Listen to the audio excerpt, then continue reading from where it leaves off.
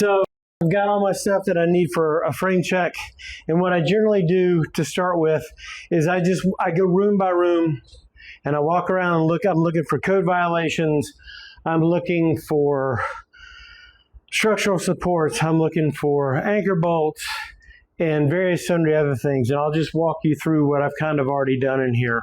Perfect. So if you come on inside, I went ahead and marked so my framer knows when the door comes, he knows which way it goes. The way you figure out it's a 36-inch left-hand door. Arrow points that way. That means you put your back to the frame where the hinge is. That's my left hand. That tells me that's a left-hand door. Right here, they missed this. We're going to have to add it.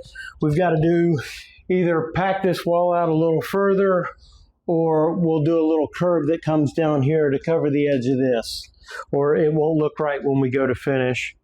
If you look here on all your load-bearing walls, if you look at the bottom plates, on all your load-bearing walls in the house, you have to have anchor bolts.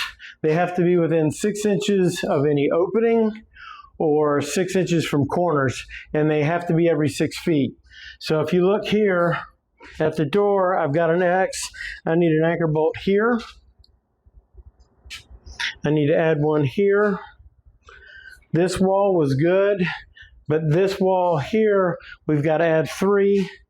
We've got to add them 3 in here as well. Not all walls inside the house are load bearing, but all the load bearing walls on concrete have to have anchor bolts.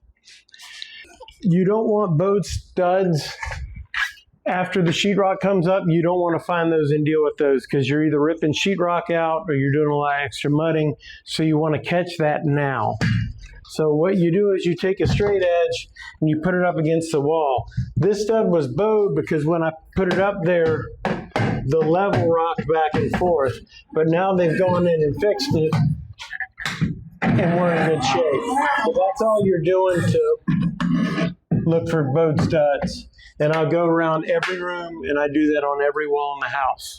I'm also looking for things like this. If you have more than 3 members tied together, you have to have straps. Bottom, middle third, and top.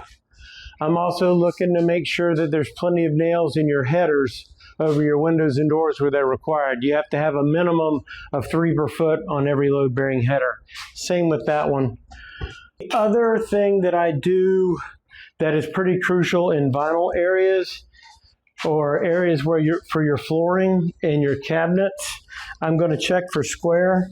So I use a square and I lay it down to make sure the wall is square.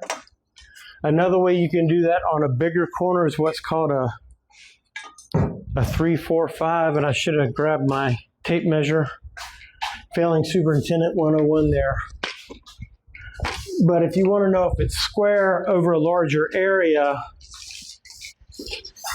you use the Pythagorean theorem, but people in the business shorten it to what's called a 3-4-5. You make a mark at 3 feet,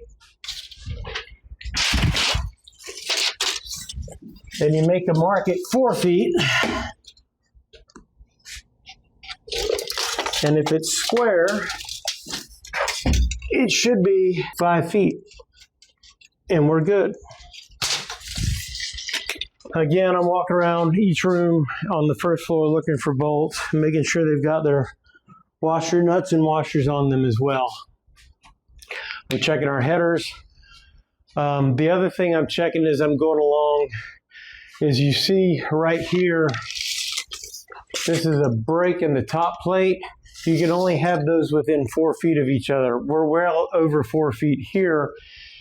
I was looking for some, it must be in the house next door where we were a little closer. So we go back in and we put one of these straps across it to tie it together.